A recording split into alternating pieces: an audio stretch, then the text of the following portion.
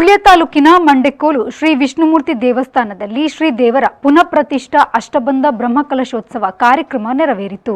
ಹಲವು ದಿನಗಳಿಂದ ಕಾತರ ಕುತೂಹಲ ಹಾಗೂ ಭಕ್ತ ಭಾವದಿಂದ ಕಾಯುತ್ತಿದ್ದ ಕ್ಷಣಗಳಿಗೆ ಕೊನೆಗೂ ಮುಹೂರ್ತ ಕೂಡಿ ಬಂತು. ಬೆಳಿಗ್ಗೆ 10:18 ಮಿಥುನ ಲಗ್ನ ಸುಮುಹೂರ್ತದಲ್ಲಿ ಮಹಾವಿಷ್ಣುಮೂರ್ತಿ ದೇವರ ಪುನರ್ಪ್ರತಿಷ್ಠಾ ಕಾರ್ಯಕ್ರಮ ನೆರವೇರಿತು.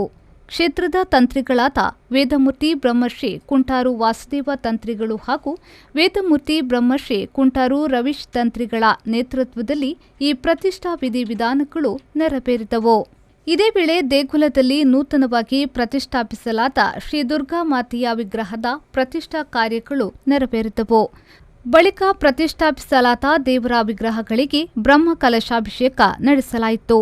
ಈ ಅದ್ಭುತ ಕ್ಷಣಗಳನ್ನು ಕಣ್ತುಂಬಿಕೊಳ್ಳಲು ಕಾಯುತ್ತಿದ್ದ ಅಸಂಖ್ಯಾತ ಭಕ್ತರು ಈ ಪ್ರತಿಷ್ಠಾ ಕಾರ್ಯಕ್ಕೆ ಸಾಕ್ಷಿಗಳಾಗಿ ಪುನೀತರಾದರು.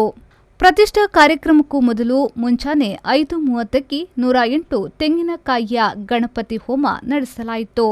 ದೇವರ ಪುನರ್ಪ್ರತಿಷ್ಠಾ ಅಷ್ಟಬಂಧ ಬ್ರಹ್ಮಕಲಶೋತ್ಸವದ ಬಳಿಕ ಪ್ರತಿಷ್ಠಾಬಲಿ, ಮಹಾಪೂಜೆ, ಮಹಾಮಂತ್ರಾಕ್ಷತೆ ಕಾರ್ಯಕ್ರಮ ನಡೆಯಿತು.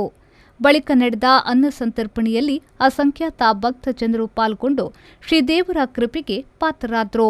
ದೇಗುಲದ ವ್ಯವಸ್ಥಾಪನಾ ಸಮಿತಿಯ ಅಧ್ಯಕ್ಷ ಕೇಶವಮೂರ್ತಿ ಹೆಬ್ಬಾರ್, ಜೀರ್ಣೋದ್ಧಾರ ಸಮಿತಿಯ ಗೌರವಾಧ್ಯಕ್ಷ ಪುಂಡರೀಕ ಹೆಬ್ಬಾರ್, ಅಧ್ಯಕ್ಷ ಸದಾನಂದ ಮಾವಚಿ, ಪ್ರಧಾನ ಕಾರ್ಯದರ್ಶಿ ರಾಮಚಂದ್ರ ಮಸ್ತರ್, ಬ್ರಹ್ಮಕಲಶೋತ್ಸವ ಸಮಿತಿಯ ಅಧ್ಯಕ್ಷ ಶಿವಪ್ರಸಾದ್ ಉಗ್ರಾಣಿಮನೆ, ಪ್ರಧಾನ ಕಾರ್ಯದರ್ಶಿ ಸುರೇಶ್ ಕಣೆಬರಡ್ಕ, ವಿಷ್ಣುಮೂರ್ತಿ ದೈವಸ್ಥಾನದ ಅಧ್ಯಕ್ಷ ಪೂರ್ಣಚಂದ್ರ ಕಣೆಬರಡ್ಕ, ಮಾತೃ ಸಮಿತಿಯ ಸಂಚಾಲಕಿ ವಿನುತಾ ಪಾತಿಕಲ್ಲು, ವೈದಿಕ ಸಮಿತಿಯ ಸಂಚಾಲಕ ಎಕೆ ಮಣಿಯಾಣಿ ಹಾಗೂ ಎಲ್ಲ ಉಪ ಸಮಿತಿಗಳ ಸಂಚಾಲಕರು, ಸಹ ಸಂಚಾಲಕರು ಉಪಸ್ಥಿತರಿದ್ದರು.